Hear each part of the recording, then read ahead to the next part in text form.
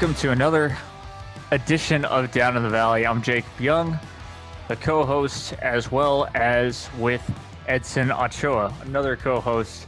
Should be an exciting one, getting ready to talk some Toros soccer. I can't wait really to just get down to it.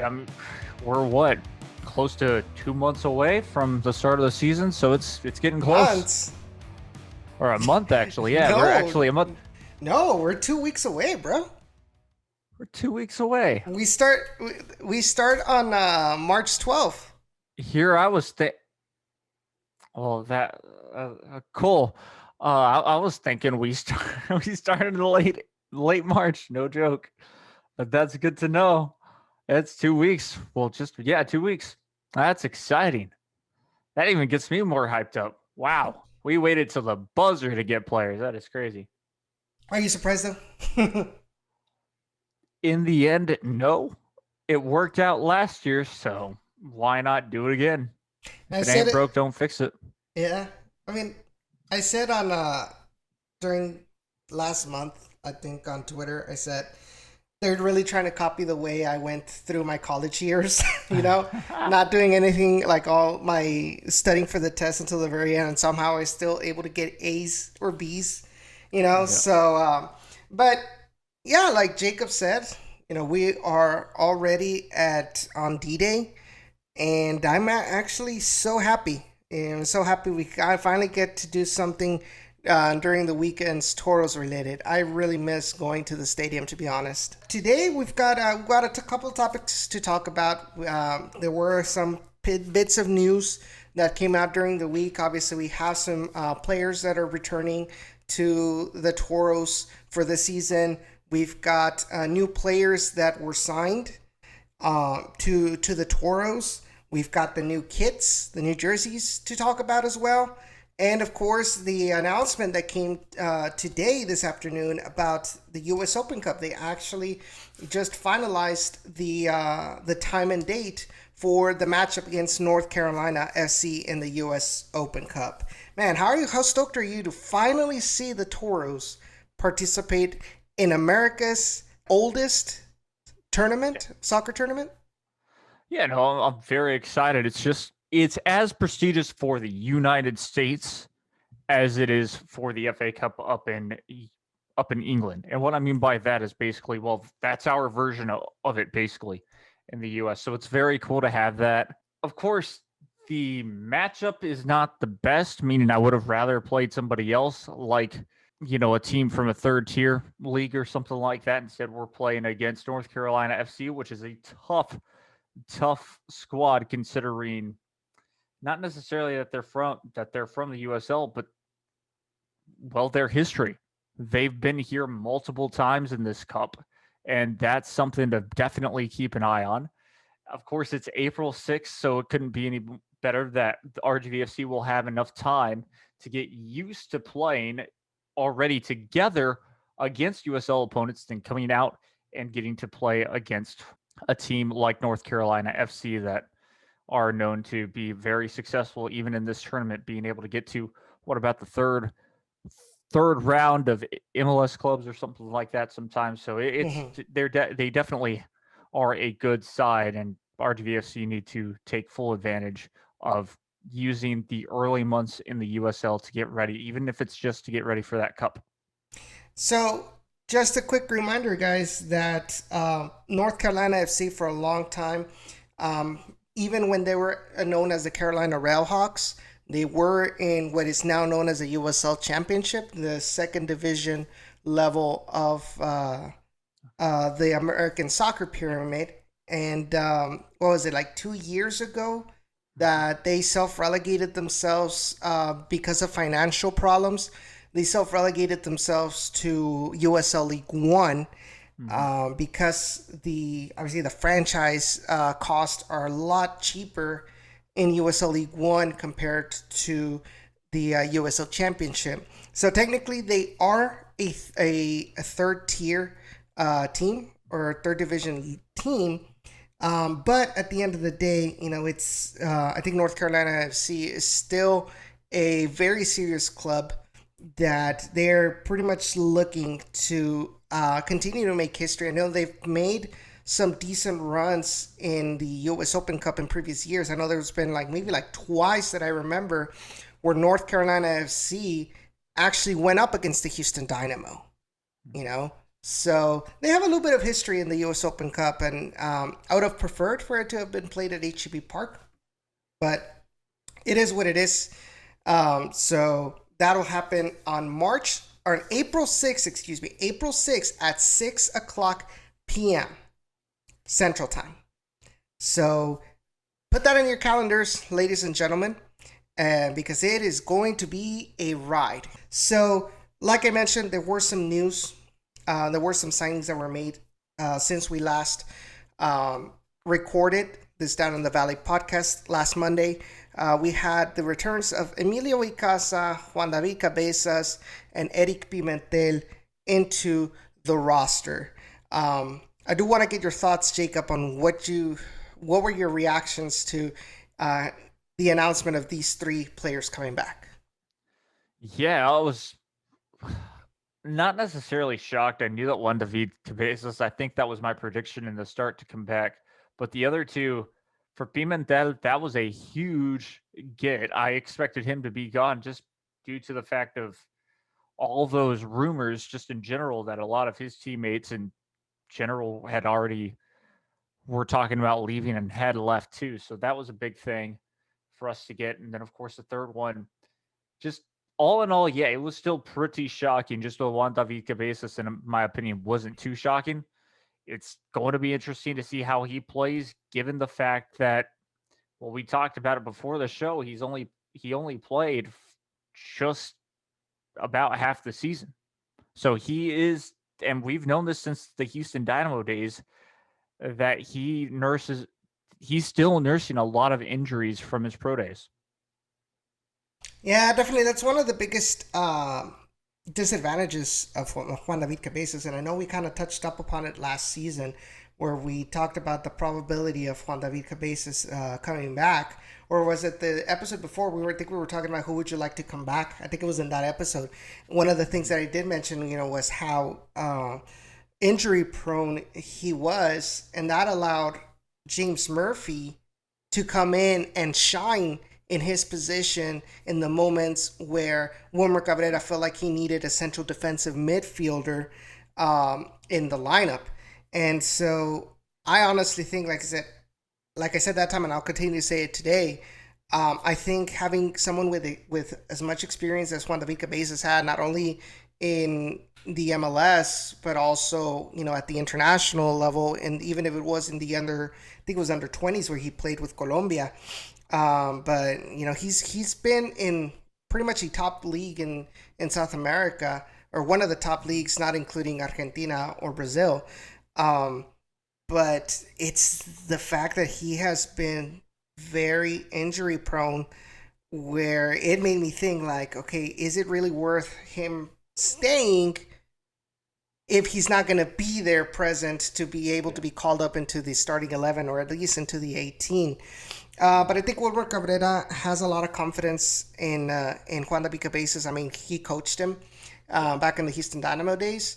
So I feel like now that Vicente Sanchez is gone, I feel like Juan David Cabezas is going to be that liaison between Wilmer Cabrera and the rest of the locker room to kind of convey what Wilmer Cabrera wants to instill in this new roster for the Toros. As we mentioned, he was out. I think we said 15 matches last season, only played 17. So that is something to kind of take into consideration. I'm not saying he's a bad player. I think he's a good player. But I do think that he is, like I said, he is a player that's probably not going to be much if this trend continues, and I hope it does not continue. Another situation about Juan David Cabezas is, he had 5 yellows in those 17 matches he played. He had 5 yellows, and I know 4 of those 5 yellow cards came in a pretty much a streaks from the 6/17, which is June 17th till July 25th. In that span of 7 matches, he had those 4 yellow cards. So hopefully, he's like I said, he's a good player. Might be a little bit aggressive sometimes, but I think maybe if he's healthy, that could be something what the Toros need, especially in a do or die situation like the Open Cup is, where it's you win or you go home. So that could be a possibility for him. Now, the other player that was announced, obviously, was Emilio Ycaza. Emilio Ycaza came in the middle of the season last year, coming in from Austin Bold. And I think he was one of those players that, as soon as he came in, like, he made a huge impact on the squad. He played for the most part as a center attacking midfielder, at least around that position. And his ability to be able to read defenses and try to, make a run in between the lines, looking for that through ball. He had a couple of instances in his first couple of games, where he created some really good chances that way, catching the defensive lineup off guard.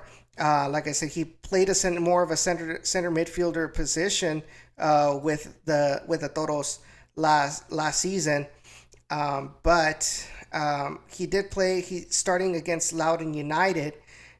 He played all of the games since he got to the Toros, right? But in the occasional games, he was subbed off. I think he was subbed off.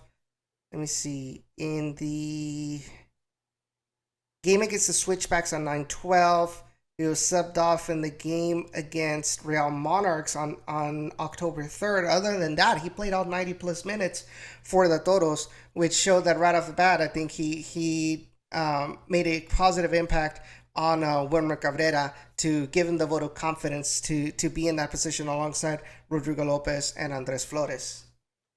Yeah, a great back line for RGVFC at that time. And Ycaza really did a fantastic job of just making sure that,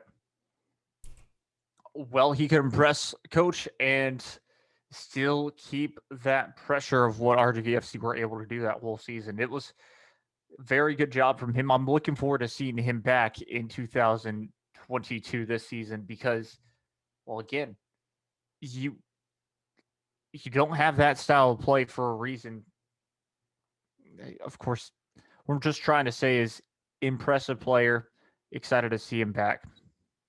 You said a lot more than what I could have said, Edson, on that.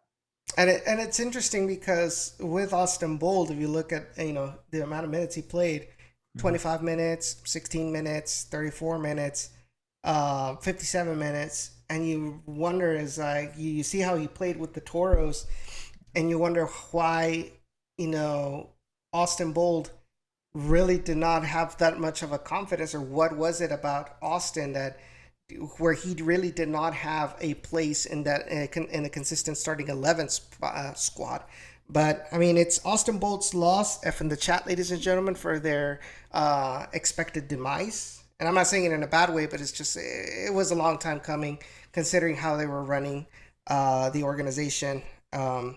So you know what? It's gonna be so strange, going to Coda for the NASCAR race and probably not see the stadium like last year. Yeah, I'd expect them to tear it down. Of course, it wasn't. I'm sure it wasn't that hard to put up, and I'm sure it's not going to be that hard to take down. It was designed. It was designed to be temporary and be able to quickly remove it as needed. Yep, and that's for sure going to be that. I can tell you one thing: fans are going to love it because before then, I remember this. It was a spectacular place to sit or stand and watch any race from that area on that hill. Mm-hmm. To be exact, it wasn't as good as turn number 1, but it was right there. So people, when that stadium came in, people got upset that they lost their seating. That's only going to help Coda, especially come October for a different race, which would be the F1 GP. But besides that, upsetting for Austin Bold to lose their squad, but it's going to another big city Fort Worth. in Texas, Fort Worth. There you go. And as much as we talk bad about Dallas, that's still a good thing for the USL in the long run. Getting a team in Dallas that didn't work out necessarily in Austin, but they can still make it work in Dallas. So going back with Emilio and going back with Emilio Ycaza, his stats with the Toros, like I mentioned, he did have. Let me go back to him on transfer market. He had 2 goals and 2 assists. His 2 goals came in one against Switchbacks on September 19th. Then another one against El Paso in that 4-1 win in the last week on 10/31 and Halloween. He had 2 assists, one against Loudoun United, another one against Colorado Springs Switchbacks, but the game on 9/12. So far, like I said, I think he has some decent stats when it comes to Emilio Ycaza. He also had key passes where he had 24 key passes, 2 penalties. So he was one of those players, right, that caused a lot of havoc with opposing defenses. So I think that stat right there kind of goes to show how dangerous Emilio may not be directly with the fact of he didn't score a lot of goals, even though it was a short time, but the fact how he can destabilize defenses, I think that is something that is very key for other players, like in the case of last year of Kyle Edwards or Elvis Amo, could come in and kind of take advantage and slot that ball into the net. So that is the plus of Emilio Ycaza. I think that was my number one or one of my key priorities of wanting to get back for this season was Emilio Ycaza and see what he can do with a full off season under his belt with Wilmer Cabrera. Mm-hmm. So go ahead. Oh, I was just saying I have to agree with you on that because taking a look back, not even just there in that note, but the midfield battles basically for me is one thing. I know we're talking a little bit more about the defense, but in those midfield battles, being able to win more key battles like that, to not allow that defense to have to struggle like they did last year, where all of a sudden it's a break. Well, yeah, it's a breakaway for the other team. It's a counterattack or whatever. And that's just one thing for me that I'd have to say. Emilio Ycaza did a good job of not necessarily allowing too much to happen. So you look at his stats. He had 30. He had. Let me see. In total, including with Austin Bolt, he had 24 interceptions. Even though he was more of an attack-minded midfielder, but when needed, I think he can get his clothes dirty to do the dirty work and try to get that ball back. So it's the player with sacrifice. I think that could be key, and maybe it was something that Wilmer Cabrera really wants. So you have to remember Wilmer Cabrera, at many instances in many games, he loved to play high pressure from the beginning of the starting whistle. So a player like him is definitely going to be a huge plus. So, but moving on, Erik Pimentel was also announced as a player that is going to be coming back for the 2022 season. Erik Pimentel had come in from the Liga de Ascenso, or now known as Liga de Expansión, which is the second division of Mexican soccer. He played with the Toros. He played 29 games for a total of 2,615 minutes. Got all of them were starts for the Toros. And defensively, he won 30 tackles with a 71.4 success rate, 50 clearances, which was, I think it was only second to Adrian Dispe, who had, clearances, who had 98.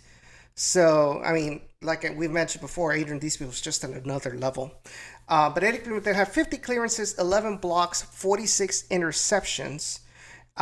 Discipline-wise, he did concede 40 fouls with 10 yellow cards. So it's one of those players that, although he had enough composure to, even though he got a yellow, did not, put himself in a situation to get himself a double yellow or a straight red card. I think having those 10 yellow cards, it can be kind of in the side of caution for Wilmer Cabrera. But I think overall, I think Wilmer trusts his leadership and see what he can do with the signing that we'll be talking about in a couple of minutes. Yeah, I definitely have to agree with you. It was, but also, in my opinion, it was the yellow cards that made this team great at the start of the season. We saw some type of aggression that we hadn't necessarily seen with this side at all. Where in the past, this team seemed scared when they took the pitch. And so that was a plus for him. Yes, Pimentel was a little bit too aggressive sometimes on those challenges, but when he was able to when he was able to be successful on the ball, it was spectacular and it was good for RGVFC. Now, of course, the shooting, that's a different story. I'd still would like to see them be able to actually, I don't know, shoot on target more than 3 times a game and actually get, this might be extreme, but 15 shots in general and 10 of them on target. That's a crazy, crazy ask, but I would like that. So I know that that's kind of out of context, but it's just one of those situations where you, in that sense, you have to be aggressive on the ball. And yes, you're going to break a few eggs. You're going to crack a few eggs, but in the long run, I think those yellow cards just show, as long as he doesn't accumulate them, that he's being aggressive and playing smart. You talked about the offense, and I agree with you. I felt that at times the offense really wasn't very accurate when it comes to the opportunities. Oh my God, don't get me started on that Loudoun United game, because I felt like I was coming out of that. No, hold on. What was it? Where was I in the Loudoun United game? I know I wasn't. No, I was at the stadium in that Loudoun United game. I was almost ready to like pull my hair out from the amount of opportunities that the Toros had and just couldn't put in the back of the net because you were going up against the worst team in the USL Championship at that time, and especially you were playing at home. But what I was trying to get at is, even though we had that gripe, and I think the statistics overall kind of gives us a little bit of the, not the right to say it, but pretty much it corroborates what we're talking about. And yet, even with that, the Toros were this past 2021 Toros was the most lethal Toros in all of history. And I don't know if that says a lot about the Toros from years before, including 2016, mind you. So, then again, this USL is completely different from the how the USL was 5 years ago. So we could be comparing apples to apples. I just thought it was very interesting that we talk about how they were not accurate, but yet they were still pretty much the most lethal Toros. We talked about the 3 players that are coming back to the Toros. They also announced, I think on Wednesday, they announced the addition of Jonathan Ricketts and Ricky Ruiz from USL League One club Chattanooga Red Wolves. The inclusion of Ollie Wright, ex San Antonio FC forward, and Jesus Vazquez, ex LA Galaxy 2 center back. I think right off the bat, what catches my attention and I think might raise some eyebrows is the inclusion of 2 players from USL League One, and that is Ricky Ruiz and Jonathan Ricketts. What are your thoughts on that? For that, I'd have to say I think that's a little bit more of a roster filler. Just because, well, you need players to be able to sit on the bench sometimes. Now, I think that they could potentially. Well, I did not follow them in League One, is what I'm trying to say here. So, of course, if I followed them in League One, maybe I'd think differently. But that's a big thing of maybe for at least a couple of games until we, even as fans or even as media, see a bit of practice. we could definitely see them maybe moving up out of those reserves to the starting 11. So that's of course a possibility. But in that long run, right now, of course, just hearing it, League One signing, they could potentially just be seat fillers and being out onto the pitch when need be. When, of course, you have 3 games and what says 6 to 7 days, something like that. So, Mm-hmm. especially when that USL Cup comes along, we all know that's April 6th, but we probably had a game 2 days before that or a game 2 days later. Something like that would definitely probably pop up, and we'd have them take the field because of it. So I was looking at their statistics last year with Chattanooga, and both Jonathan Ricketts, who actually plays as a defender, as an outside back, he can play both right back and left back. And he scored 4 goals. Not bad for not bad for an outside back. He had 11 shots on target with a 50% shooting accuracy. I mean, you can't expect a high accuracy from a defender. That's not really his priority, but the fact that he was still able to score 4 goals, it adds an element of surprise whenever Jonathan Ricketts or whenever your outside back goes out and help on the attack, whether it's crossing or with shooting. And speaking of crosses, he had 4 assists with 18 successful crosses with a crossing accuracy of 21.4. 22 key passes, and then we go to Ricky Ruiz, who he was pretty much, they had him almost all over the place, man. They had him for the most part. He was playing as a left back, but he is mostly known from people that have.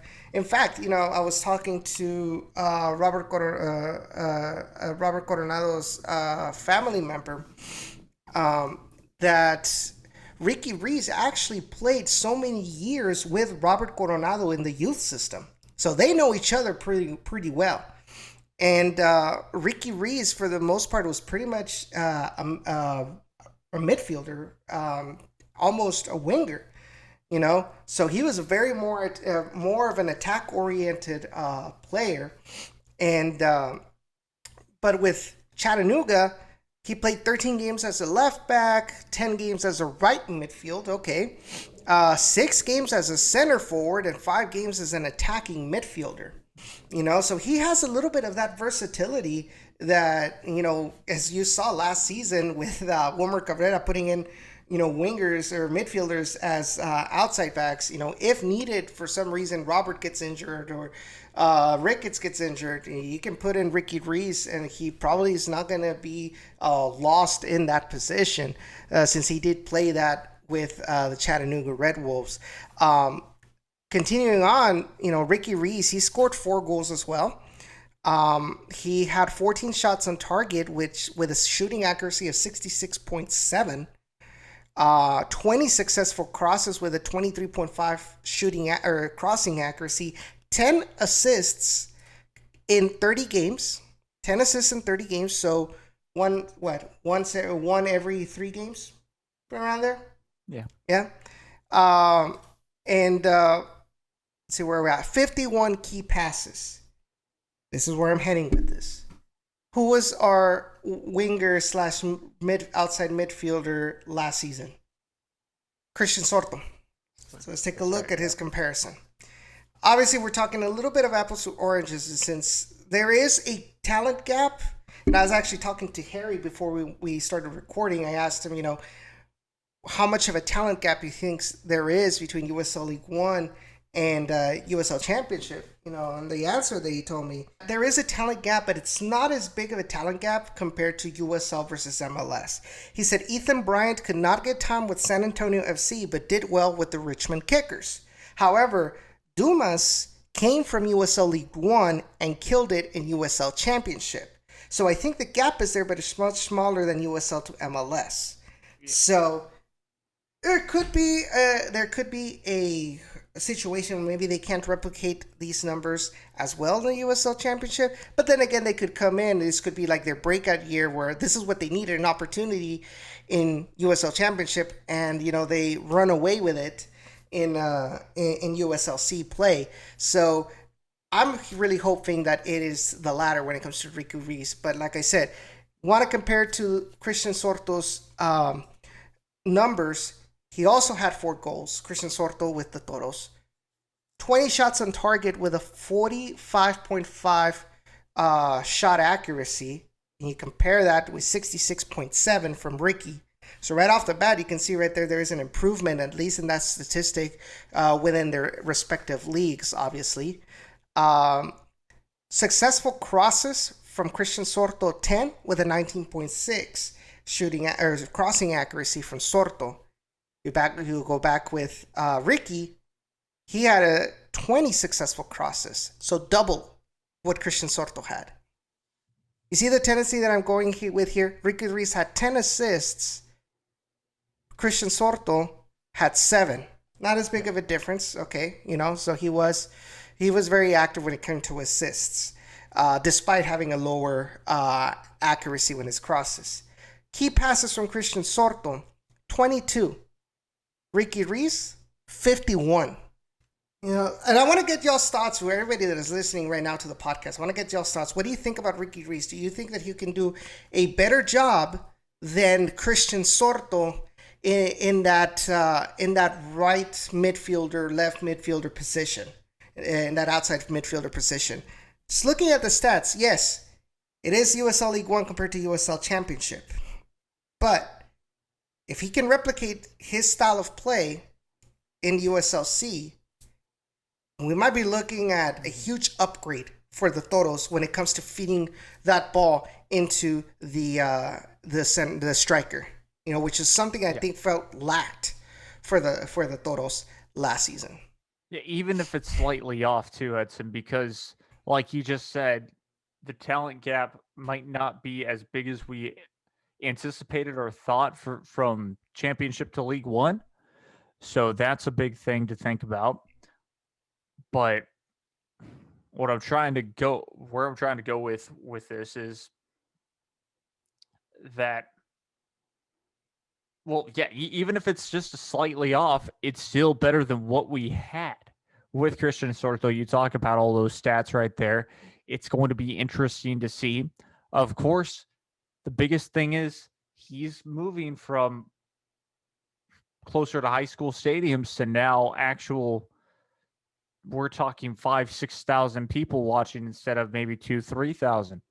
So moving on, the other 2 signings that were made for the Toros were Ollie Wright from San Antonio FC and Jesus Vazquez from LA Galaxy 2. We'll start with Ollie Wright. I should think it's a shocker considering the fact that he is coming in from the dark side, that is San Antonio FC.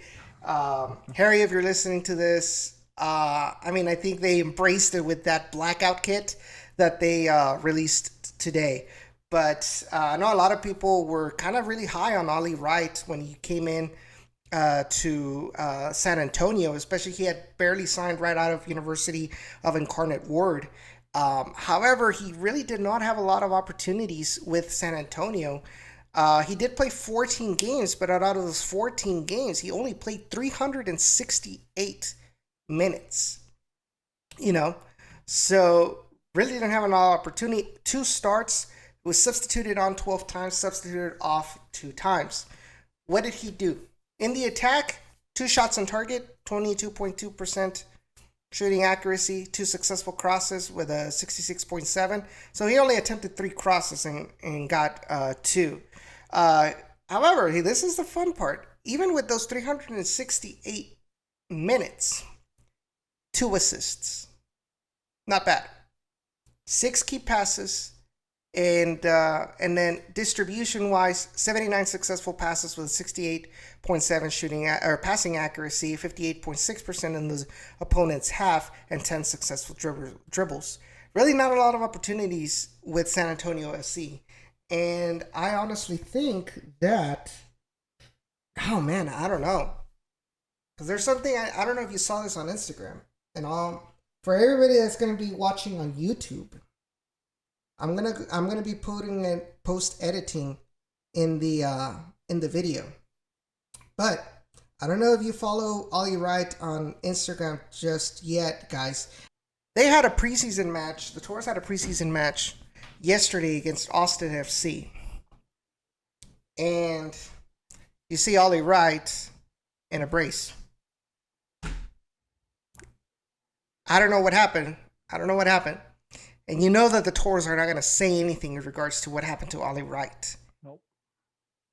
But that is definitely not good for his chances of trying to get some more minutes, which sucks. I was really looking forward to seeing what if Ollie Wright could have a resurgence with RGVFC. But man, it's just heartbreaking seeing Ollie Wright in that position. Yep, looks like, doubtful he starts. Most likely we'll see him, if we're lucky, May.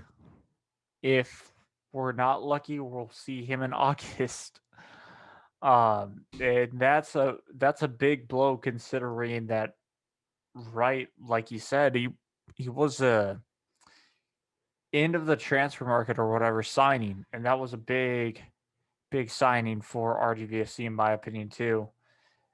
Considering, finally RGVFC get one instead of losing one to San Antonio. And then, not to mention that he's a pretty decent player. He didn't have, a lot of minutes, but from what he looked like he was good when he played.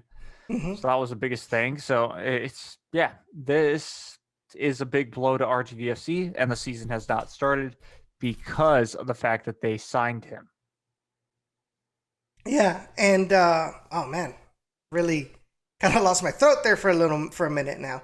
So to keep talking about Ollie Wright, like I said, he really didn't have a lot of opportunities with with San Antonio. Here's the interesting part about transfer market is that not every game that he plays shows their position that he played. But I know in one game at least he was played as a center forward. So at minimum, you could see Ollie Wright playing, kind of battling against Emilio Ycaza for that number 10 position. But it's a shame that he is injured. We don't know how long he's going to be injured for. We don't even know what his injury is. But from what I'm seeing, it's a foot brace. Mm-hmm. That doesn't sound good at all. Nope. Then the other player that was just signed, his name is Jesus Vazquez, coming in from LA Galaxy 2. He played with Los Dos 27 times, with all of them being starts. Only 4 times was he substituted off. He scored 1 goal. He had a defensively 20 tackles won with a 71.4 tackle success rate, 80 clearances, 17 blocks, and 42 interceptions. Want to compare that with Erik Pimentel? Erik Pimentel, remember? I said that Erik Pimentel had 50 clearances, so that's, 30 more clearances from Jesus Vazquez, which makes sense, right? Because Los Dos was a decent team. I think, did they make it to playoffs this season? I know last season they did. They made it to the playoffs. But 17 blocks compared to Erik Pimentel, who had 11, 46 interceptions compared to 42 from Jesus Vazquez. So I think Jesus Vazquez has that presence in that center back position, and I think he might be a good pairing for Erik Pimentel in this upcoming season. And honestly, he really didn't. 9 yellows. He did concede 1 penalty, but no red cards. So it could be. I think we should be all right. Obviously, he's not a center back to write home about like a Forrest Lasso or even Connor Donovan. Those were players that kind of stood out as some of the best center backs in the USL Championship. But I think they have potential. And I think once the roster gets finished, then we'll talk about more in depth about where we think we'll stand if we make it to playoffs Yep. or not. But those have been all of the signings so far from the Toros in the season. Now let's move on to the kits. That same Wednesday, when they announced those 4 players, RGVFC announced the 2022 jerseys officially at a private event for actually I was going to say season ticket holders. Season ticket holders were not invited. And I think a lot of people are pissed off about that on social media. But I want to get your thoughts on that right now. But they revealed the kits, and just like we talked about in last episode, it was confirmed. RGVFC got a custom personalized jersey for the away kit. It is still using the same template as last season, but unlike last season, which was a plain kit, this one has some custom details in it. For starters, it has a graphic in the front and in the back that looks dotted, looks kind of like a wave, but I think it's a decent graphic. It's not very. Let me see. It doesn't take too much away from the kit because there's some designs that are like it's too busy that it makes the kit ugly. I think, in my opinion, it's just spaced out enough that it's not too overbearing for the design on the kit. It blends well, obviously, with the blue collar, the blue round collar, and the blue sleeve ends, and of course the orange accents on the shoulder kind of give it a really, really nice touch. It is confirmed as well that the Toros did get a new sponsor, Texas Force Wellness, which is, when I checked, I think we were a rehab company in Edinburgh, Texas. So that is going to go on the sleeve. Oh, my microphone. Oh, no. Hold on. There we go. It's going to go on the sleeve. It's going to be pretty much an iron-on, heat-pressed patch over here on top of the right sleeve. Also, Reliant is back as the primary sponsor, as well as Lone Star National Bank. And I think it's a really, really decent, and what I love the most is the holograph. Oh, this one doesn't have it, but the holographic RGVFC kit crest makes a return for another year. Considering that was pretty much a copycat of 2015 Houston Dynamo authentic kit. It's just so timeless, and I think it should be pretty much tradition now for the Toros to have that particular crest. What were your thoughts on that away kit? When you heard that it was a custom kit, were you expecting this, or what were your thoughts? To be fair, I was expecting more. I do agree with your thoughts now. Just, basically hearing it, it did not take too much away.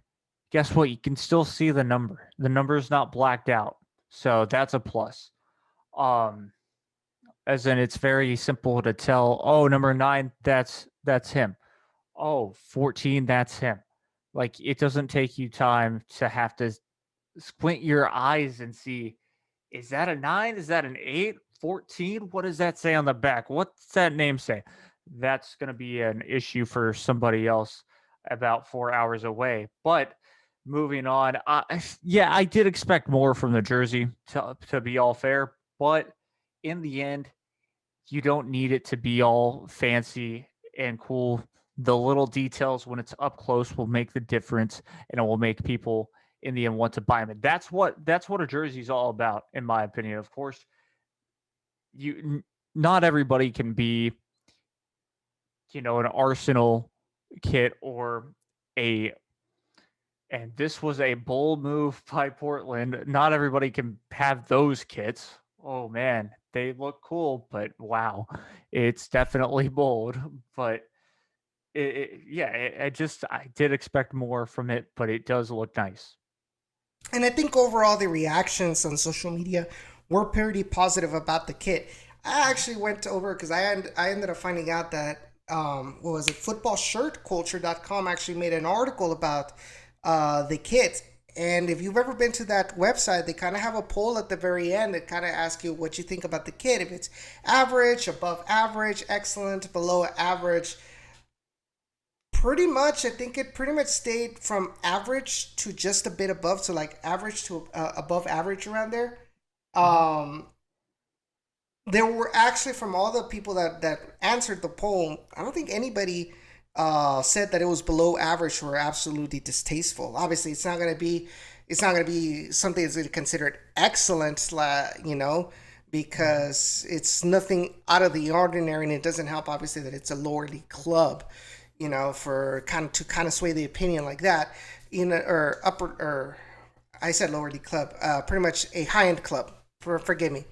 But I think overall, I think it does its job well. I think, like I said, overall, the fans on social media of the Toros had positive reactions. There was a couple negative reactions here and there, but then again, it's just one of these. I think I mentioned it in the Stampede chat when I was talking about it. This was one of the kits where you're either gonna love it or you're either gonna hate it where it comes to the design, because some people tend to be a lot more traditional, a lot more like solid colors. They wanted to keep it tame, like the home kit is.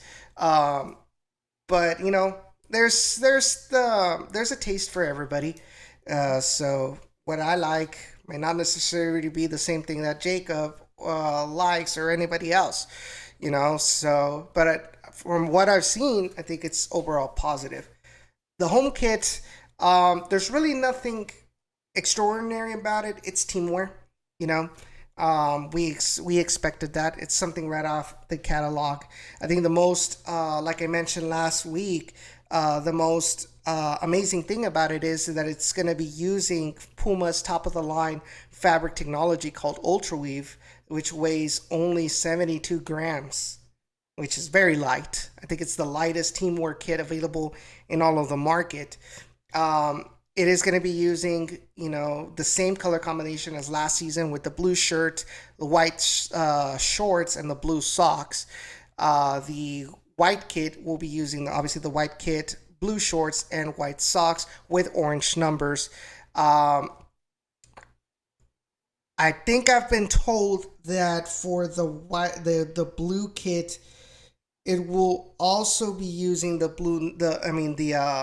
orange numbers as well this season, like last season. But I think overall, I think I would give this a what 7.58, um, which is an improvement from last season, honestly. Yeah. And I think that's completely fair. Yeah. For me, it would be about 7.89. Not too bad. It's basically an 8. Again, it's nothing too crazy, but it's nothing too boring, too. So in the end, that's going to strike a lot of fans. And I mean, just look at every, basically every plain jersey, or not necessarily plain, but like traditional jersey. You either have the stripes or you have a solid form. And so I think again it's going to work out. Yeah, definitely agree with that. I think it's pretty much even that we are overall pleased with what Puma brought us, considering this is the first year of a completely custom kit, which is honestly for their first try, is really really good. But there was that little bit of negative this year.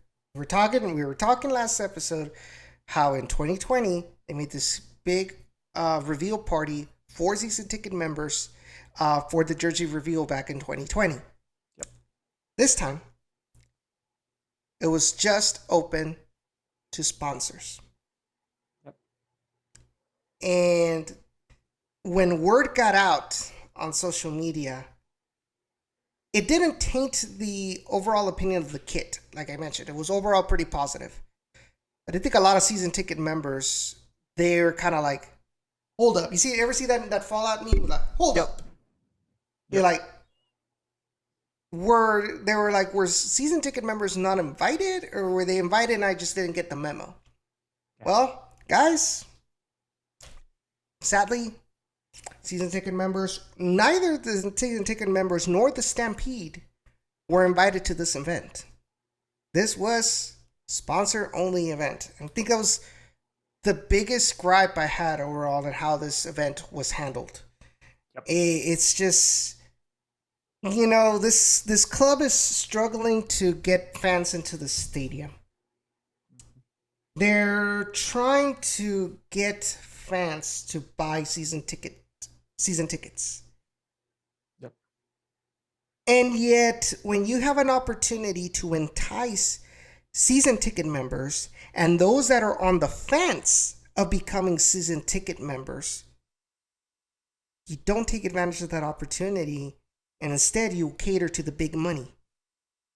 I think people have to realize here that, yes, big money is important for, sustainability financially and the business side of things, but without fans, without hardcore fans, there is no team. I think people really need to, this organization really needs to realize, and I'm speaking directly to you, Travis Watkins, who is the new chief revenue officer of this club. You can't forget the fans, because that they are the reason we are here to begin with. They're the reason why people are going to fill the stands, not the sponsors. Houston Dynamo had that problem. They catered to the sponsors, and those sponsor tickets, you looked at with the Audi Club, it was freaking empty because they gave the tickets to the sponsors. Very few people even went to the games. So I honestly think that, okay, you already messed up with this one. Don't mess it up again.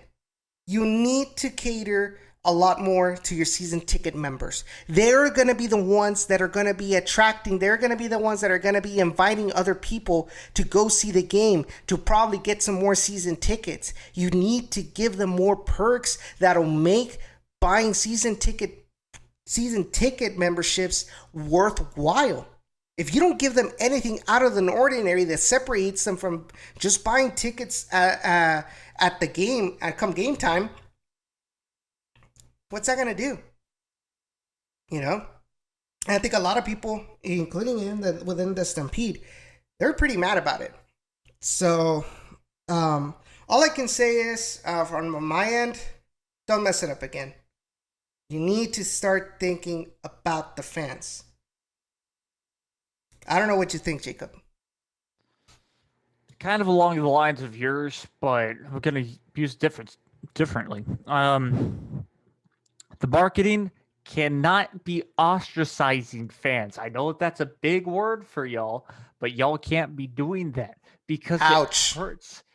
Oh, well, it hurts. The truth hurts. It's simple as that. It's just 2020, great idea. Fantastic idea to have all the media in the world come there. The Stampede was invited. Season ticket holders were invited, and that was to a big ranch. Great time, fantastic food. Everything led up to it being spectacular. But, of course, pandemic stopped that from happening. And then all of a sudden, not even the media really got an invitation to go there as well. And it's just the sponsors. Edson, of course, already touched up on the sponsorship side of things.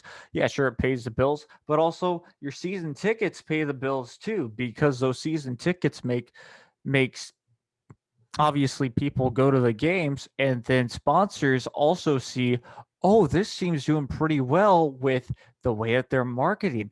Let's try to invest some more money into this club to see if, well, maybe their success can continue.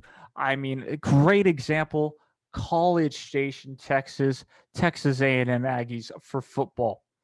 All of a sudden, Texas A&M's on a roll, of course, not necessarily only bringing in recruits and all of that and the boosters carrying, but they're selling out these games, these big-time games, and interestingly enough, a huge company named Takis all of a sudden come into college stations say we want to advertise. We want to advertise. That was a shock to everybody. So like that brings in money. Sponsors bring in money. So do fans. And you're missing one big thing, or else guess what? Alonso Cantu might not want to keep paying for this club anymore because he'll run out of sponsors to really start to get there because y'all aren't marketing correctly. And you know You're, what? I yeah. and you know what? I can't believe I missed that. And you touched a really, really good point. Because if the sponsors, they're not gonna stay because you catered them well, because you gave them an event, because you brought the best catering, to that event, or you brought a really good DJ to it. They're not gonna stay investing that money in your club with that. They're gonna, at the end of the day, they're gonna look at, okay, how many tickets did you sell? How many people are at the stadium looking at my billboards that I posted in your scoreboard, on your sidelines, etc., etc., etc.? If people don't go, I'm pulling out my money. I'm going to find a better place to go put my money for a sponsorship. Port Ogden Arena, Payne Arena, I don't know, somewhere else, another event. Even online. Even exactly. online. Mm-hmm. Exactly. So don't forget where you come from. That's what we're pretty much saying in summary. And having said that, another key thing that I do want to talk about is what Wilmer Cabrera said after or during the event when they were doing interviews with the media. Wasn't invited. Anyway, they asked him about, why it was so quiet. I think around the lines. I know that the video that RGVFC provided, thank you, JT, from that event, they kind of cut out the question, or you can't really tell what the question is. But the answer that Wilmer Cabrera gave, it was in Spanish, but I'll go ahead and translate it for you. He pretty much said, "We are working quietly because we don't like to make too much noise. We hope that the noise we make is on the pitch. We are all starting on the same level. The differences will be more noticeable as the season progresses." What are your thoughts on that? Meh. Really, I get where he's coming from. He wants to make the noise out on the pitch. He doesn't want his signings to be crazy. Overpromise and under-deliver? Yeah, exactly. He wants to say, and that's kind of how Wilmer's always been. He's been that way of not necessarily trying to just, basically say, we're going to do this, we're going to do that, we're going to win our championship, all of that. No, you can't just promise those things or else you'll have to deliver on them. So, yeah, he's being very smart with the way that he speaks. We kind of knew that coming in. But it also goes back to when he decided to release the signings. Again, I go back to it. I believe these signings, a couple of these signings had been done before 2022, but, or at least he was in talks with them. Maybe not necessarily all the final paperwork, but for the most part, they had everything done. And so that's my point of them staying quiet and then all of a sudden shocking people that, yes, we're here, we're still going to try and win a cup. But of course, the way that he speaks, that's just a coach being tactical on his part. Yeah, I just feel like there's a difference between kind of overpromise or underpromise and overdeliver, and just keeping your fans out in the dark. I think there's a very distinct difference there, and I think Wilmer's tactic of not announcing anything until pretty much the very end, I think it falls a lot more too on, like I mentioned, the marketing department, whether they don't have the budget or it's just that Wilmer just doesn't kind of feed them the information so that they can make a big hype on social media and all of that. That's a topic that is pretty much a dead horse. But I still feel like the way he kind of handled that, kind of keeping quiet, I think it ended up keeping the fans in the dark. It was a very tumultuous situation where a lot of fans had no idea what the direction of the club was going. Even a lot of people kind of had the idea that maybe the Toros were not even going to participate in the 2022 season. It was at that point that there was no information. about this club. Some were even doubting, the security and the health of the club in general, especially with OKC going down and previous teams, Austin Bold going down. They thought that maybe RGV was going to follow the same fate. So I think hopefully Wilmer Cabeda kind of understands that and kind of be a little bit more open to kind of give fans an idea of what's going on within the club. I'm not expecting him to tell me exactly, oh, we're going to be playing with a 4-4-2 formation and Jonathan Ricketts is going to do this, kind of do that, even though I kind of tried to bait him into doing it, but he's very smart and he's going to keep his cards close to his chest. Darn, it's a good topic of discussion, but anyway. But I think that's what Wilmer needs to understand. You have to be transparent enough to let the fans know what's going on with the club. Oh yeah, I definitely agree. You do have to let them know what's going on with the club for sure. The question, I guess, not necessarily the question, but is when is that the best time for a coach to let the fans know what's happening?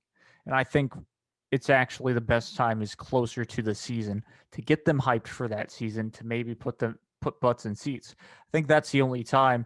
And besides the fact of formations, well, fans don't necessarily need to know that. Yes, the media does, but at that same time, and it also goes back to me covering, I guess, high school sports too, that coaches will do that all the time and keep their cards so close to the point of, well, other things that they don't want to be recorded at all, which that's just comical in itself. But it is true. That's just the coach's mentality of not necessarily wanting to give away anything. And I think that's fair to a certain extent until after that first game, everybody knows what you played because it's going to be posted out there on the USL website. It's going to be posted out there on Google, for example, especially right at kickoff 4-2-3-1. Most likely they'll keep that 4-2-3-1, and you're going to have scouts scouting you no matter what. So, yeah, to a certain extent, I think Coach Wilmer Cabrera is fine in this stage, but allowing fans to know a little bit more could be key. Yeah, and I think that is the overall thoughts of the fan base. But guys, that's gonna be it for tonight.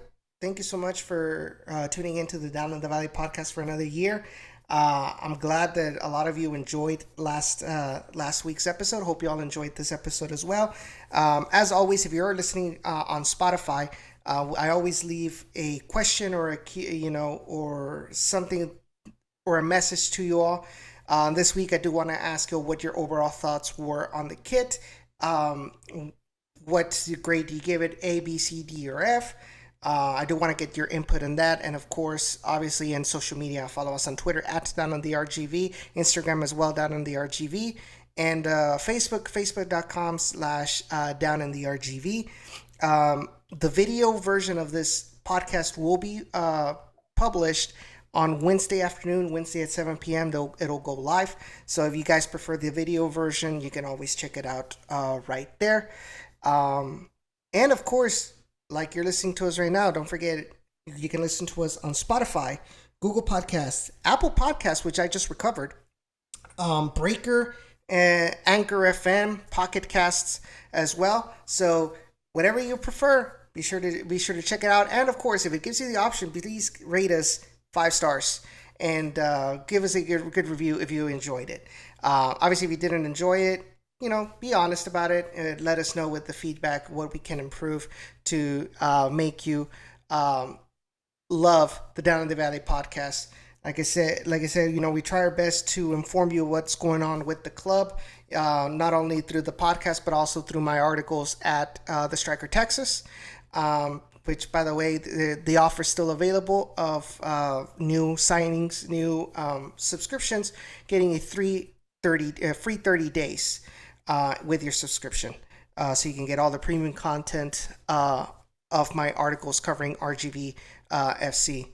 And also, you can also follow me on my personal social media accounts at Ochoa_8 on Twitter and on Instagram. And be sure to like my official Facebook page at Edson Javier Ochoa, the Striker, Texas. Jacob, where can they find you? Well, you can find me on Twitter at JacobYoung456. You can always follow my hot takes. Those are fun to read sometimes, whether or not it's about racing or about soccer. I can always keep it entertaining on there for just tweets as well. But moving on, of course, you can also find me on Twitch at The Overreacted Gamer and also YouTube, The Overreacted Gamer as well. We'll have a new video out tomorrow. Mainly, it will be a compilation of my Auto Club race weekend that I tried to complete a race. I was successful on 2, but not successful on 2 other races. But that should be fun, as y'all will get to see the struggle I go through. I'm not going to leave out the struggle. The struggle is real. But either way, but yeah, those are the platforms that you can definitely find me on, and thank you. And as always, guys, my name is Edson Ochoa, accompanied by Jacob Young. Thank you all for tuning in. You all be safe out there, because I really want to see you all on March 12th cheering on the Toros to victory against Oakland Roots. Y'all have a safe one, and we'll see each other next week. Take care.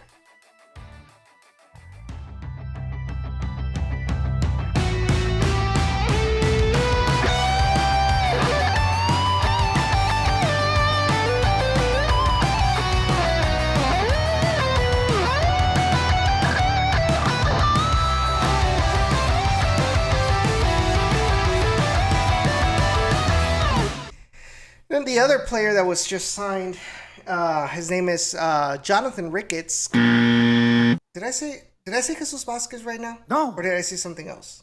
You just said Jesus Vazquez, sir. No.